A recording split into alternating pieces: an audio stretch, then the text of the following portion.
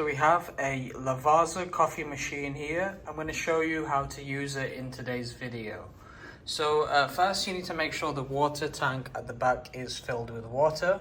So you can either do that by taking off the lid and pouring water in, or you can detach the whole thing by pulling up and it comes out. And to slot it back in, all you have to do is just align it into position and push down. So that's in position. Let me show you how to use it. And now for the coffee pod, I'm going to insert a coffee pod. I'll show you how to do that.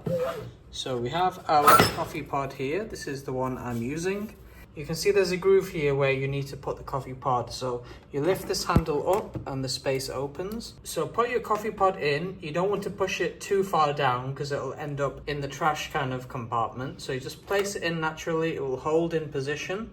And then you want to hold the lever down and you'll hear a click. That means it's active. And now you want to get your coffee mug, place it just underneath like this. And then you have two options. You have option 1 for a small espresso quantity, or this button here, which is for a full mug. So I'm going to press the top one. It's going to start flashing, so I'm going to press it again. Now the machine turns on. We have our coffee coming through. So we've got our coffee. Next you need to do is release the pod into the trash. So you just lift the lever up and then back down again. And the pod would have then ended up in the trash compartment. So you just pull this out and you can see it just there. Alright, so that's everything for today's video. If you have any questions, leave a comment in the comment section below, and thank you for watching.